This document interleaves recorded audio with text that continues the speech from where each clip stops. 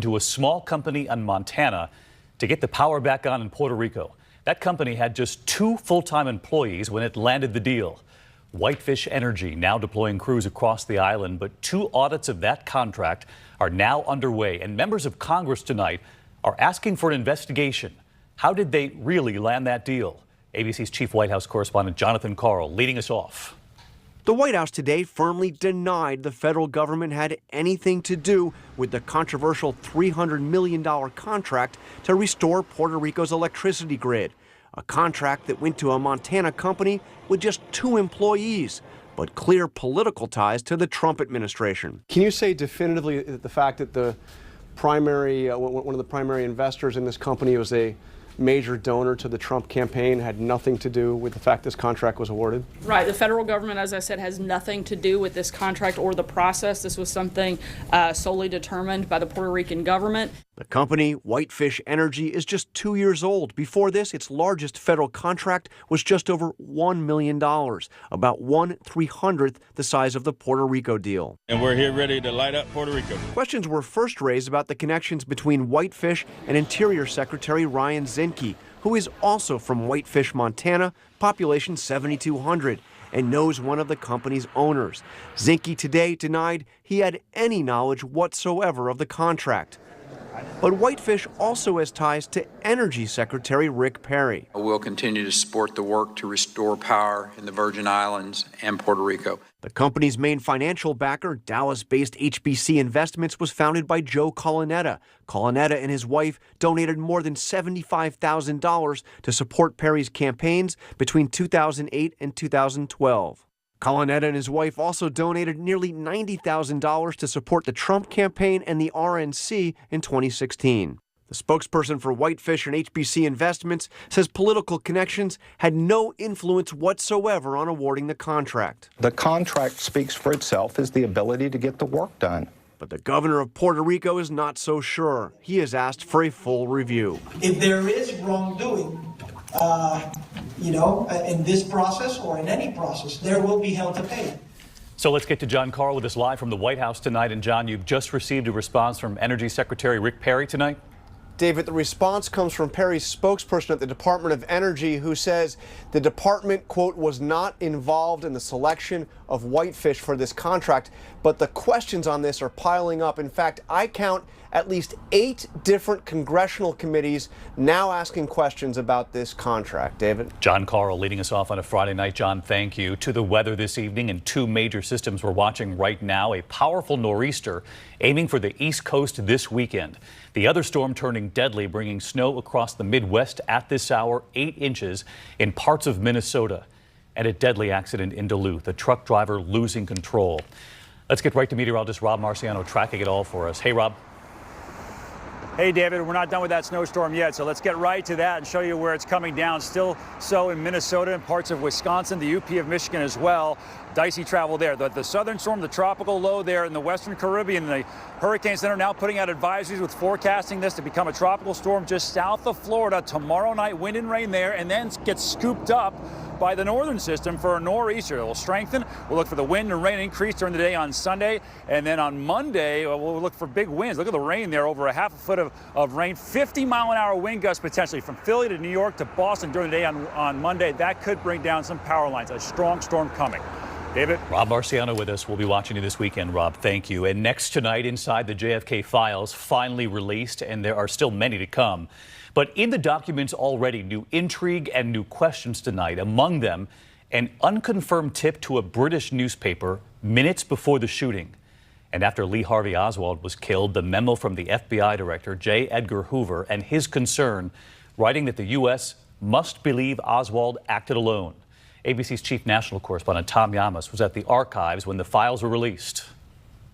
Tonight, President Trump getting caught up in his own JFK conspiracy after deciding not to release all the documents tied to the assassination.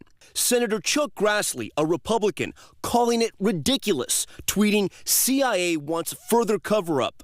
POTUS stop." The president's decision coming after an appeal from the CIA and the FBI that releasing certain files could put the lives of some of our spies in danger. Among the secret files, an unconfirmed tip that on the same day of the assassination, the Cambridge News, a paper in England, received a mysterious call instructing a reporter to call the American embassy in London for some big news. That alleged call came 25 minutes before Kennedy was shot. 2 days later, assassin Lee Harvey Oswald killed on live television. There is Lee Oswald. He's been shot.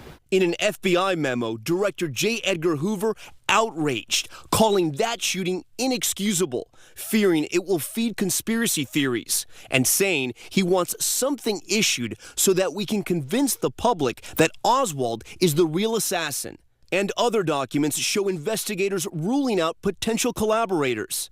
A House committee draft memo dismisses Cuban dictator Fidel Castro, saying the risk would not have been worth it. But the documents do show how the CIA was trying to kill Castro, with methods crazier than anything in a James Bond film. From using a ballpoint pen with a poison needle, to gifting Castro, an avid diver, a tuberculosis-contaminated wetsuit, and even wanting to place what they call a booby-trapped spectacular seashell set to blow apart when it was lifted from the ocean floor.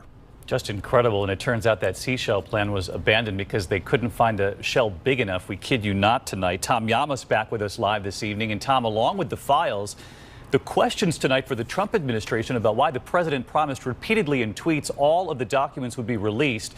You know, they had 25 years to plan for the due date in Washington. It's not just the Trump administration, but they're the ones who tweeted out saying it's all coming. Why the delay?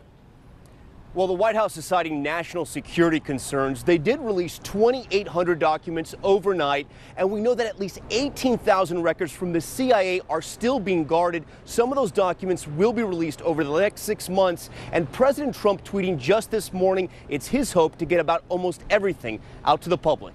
David? Still more to come. Tom Llamas, our thanks to you again tonight. Next this evening, our team on the ground in Niger this evening with new reporting on what happened to American Special Ops soldiers. The vehicle 3 of the 4 were in losing contact. And tonight, is there a military offensive now in the works? ABC senior foreign correspondent Ian Pannell from Niger tonight. Tonight, new details emerging about the timeline that saw 4 American soldiers ruthlessly gunned down here in Niger. Late today, a senior intelligence official tells us a convoy of 3 trucks were fleeing the ambush. 2 made it out of the kill zone. The 3rd was cut off from the other vehicles, unable to communicate with the group. Staff Sergeants Black, Johnson and Wright in this vehicle. Soldiers then turned back to rescue them. Sergeant LaDavid Johnson laying down gunfire in the desperate rescue. An official says the stranded vehicle was hit with mortar and gunfire, killing the 3 soldiers. 2 hours into the battle, French jets arrived, flying low, scattering the attackers and preventing more fatalities. Survivors then evacuating on helicopters. Back at the White House, President Trump, speaking about the mission for the first time this week, asked if he authorized it. So what? No, I didn't. Not specifically. I gave them authority to do what's right so that we win. But tonight, many questions remain, including how and why was Sergeant LaDavid Johnson left behind, his body recovered 2 days later. And Ian Pannell joins us now from Niger. And Ian, you're hearing from your sources tonight on the ground there that a major military offensive could be in the works to now hunt down those responsible for the attacks? Yeah, that's right, David. What we're hearing from the general who will lead this operation, combining the militaries of 5 separate countries in this region, is that they're going to try and find those responsible for killing the American servicemen, and also those responsible for other terrorist attacks in this neighborhood. We're also hearing that perhaps they've got some leads on who was responsible for ordering that attack. David? Ian Pannell with us. Ian, thank you. And back here at home, and new fallout amid the national discussion over sexual harassment. California Congresswoman Jackie Speier now saying there should be a hashtag #MeTooCongress added to the list, speaking out about sexual harassment on Capitol Hill, describing her personal experience with sexual assault as a young staffer, and urging other women on the Hill to share their own stories. I know what it's like years later to remember that rush of humiliation and anger. You know what? Many of us in Congress know what it's like, because Congress has been a breeding ground for a hostile work environment for far too long. The Congresswoman says the protocols in Congress when it comes to sexual harassment are, quote, a joke. And she's introducing legislation because right now sexual harassment training is not mandatory. And Congress has its own law dictating how to handle complaints. We move on tonight, and we are watching a scene unfolding in Spain at this hour and the breakaway region of Catalonia. The Catalan Regional Parliament voting to create an independent state. Thousands taking to the streets of Barcelona to celebrate. Spanish lawmakers in Madrid immediately giving the central government extraordinary powers tonight to stop the secession. Late today, the Prime Minister firing the Catalan government and ordered new elections for this December. We'll be watching this weekend. Next this evening, to an unfolding crisis we continue to report on and the race tonight to get help to even the youngest of victims. It comes amid a new report just today from UN investigators about a people considered one of the most persecuted minorities on earth, the Rohingya, escaping their homes in Myanmar. As many as 600,000 Rohingya have now fled the horror. And ABC's Bob Woodruff on what he's just discovered on the Myanmar border. And desperation here. We witness the dire need unfolding before our eyes. This man keeping the crowds at bay with a stick. 8 groups here on the border are racing in with food. Without this assistance, people would really be in a difficult situation. 8,000 people lining up just today at the Save the Children Food Distribution Center, sitting, waiting in these long, crowded lines, given pink slips of paper, letting workers know how much rice, oil, salt to give to each family. He's come here with a family of 6. He has 4 children, he tells us. He's been here for a month. We've seen firsthand this exploding crisis for 3 years now. And now the Rohingya are running for their lives after Myanmar government forces unleashed a new wave of attacks. Reports of villages surrounded, homes burned to the ground, torture, executions, and rape. Over 600,000 Rohingya have poured into Bangladesh since just August 25th, joining the estimated 300,000 who were already here. Today there are nearly 1 million Rohingya living in these camps. Of those new arrivals, 360 of them are children. The solemn faces tell their story, carrying supplies bigger than they are. Their new home and new hope. There are bright spots. After 2 harrowing months apart, this mother was reunited with her 2 daughters who got lost as they fled Myanmar. I asked her what it felt like when she finally found her kids. "Oh, I just couldn't stop hugging them," she said. And Bob Woodruff is on the ground from Bangladesh, not far from the Myanmar border. And Bob, I know UN human rights investigators have just finished their first mission to Bangladesh, reporting just today that so many of the refugees have been describing the same thing, a, quote, consistent, methodical pattern of killings, torture, rape, and arson all taking place. That's right, David. You know, those findings revealed today by a team of independent experts who spent 6 days interviewing some of the 600,000 Rohingya who have fled. And investigators said today they're deeply disturbed. And we've been hearing these kinds of stories for a long time. David? Bob Woodruff on this story again tonight for us. Bob, thank you. And we should note that if you'd like to help these families, Save the Children is among the groups on the ground there. They say $15 can actually help provide a family with a kitchen kit, helping parents to once again feed their children. We have much more on the World News Tonight Facebook page. In the meantime, there is still much more ahead on World News Tonight this Friday. The high-speed chase on an American highway, you'll see it. The 10-year-old driver speeding the wrong way against traffic, speeds up to 100 miles per hour. The 10-year-old now charged with a felony tonight. Also this evening, your money, the iPhone 10 is on sale now. How to save hundreds, though, on that hefty price. Tips we hadn't thought of until today. And then tonight, the women and the 2 dogs lost at sea for 5 months. That incredible moment. Well, tonight, the interview right here, at times surrounded by sharks. And the no more home button, it's glass all around. It's considered the most revolutionary phone on the market. At $1,000, it's also the most expensive iPhone ever. But there are some ways to cut that price tag. AT&T, Sprint, T-Mobile, and Verizon offering up to $350 off if you have an eligible trade-in and opt in to a monthly payment plan. Apple's own Trade-Up program offering as much as $375 in credits with a trade-in. If you're not tied to an iPhone, Best Buy cutting prices on the competition by $100. The Samsung Galaxy S8 on sale for $625. The Google Pixel 2 on sale for $550. I love that moment from you last month when you were there when the phone was released. In the meantime, if you do want to wait for the new iPhone, how long are you going to have to wait? So if you're ordering it online tonight, David, it's going to be December before you get that new phone, but it does go on sale in stores next Friday, and Apple says they will have them in stock for walk-ins, but they're encouraging people to get there early after what's happened online today. But we love your tips because that is a hefty price. Rebecca, thank you. When we come back here on a Friday night, that high-speed chase down the highway, the 10-year-old behind the wheel. There is time is money, especially when it comes to Paul Newman. His famous Rolex Daytona watch selling for a record $17.8 million at auction.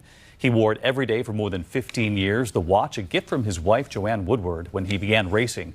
On the back, her message, drive carefully, me. And trick or treat at the White House. President Trump welcoming children into the Oval Office today. Their parents, the press, the reporters who cover the president. So he had a question about those parents. So how does the press treat you? I'll bet you get treated better by the press than anybody in the world, right? Huh? I think so. I see. Anyway, well, congratulations, folks. You did a good job. Thank you. You did a good job. Here, you did a good job. I wouldn't say you did it very well here, but really beautiful children. Halloween coming early in the Oval Office. When we come back on a Friday night, the interview here, the women lost at sea for 5 months, at times surrounded by sharks. And who found them? Our Persons of the Week. The rescuers, our Persons of the Week. It was in that moment, that boat in the distance, as the rescue team got closer, that 2 dogs, Valentine and Zeus, were just as eager to be saved. The wave from their owner, the kisses. After 5 months lost at sea, help had finally arrived for 2 women who were trying to make it from Honolulu to Tahiti. When we saw you guys coming over the horizon, it was like, oh God, we've been saved.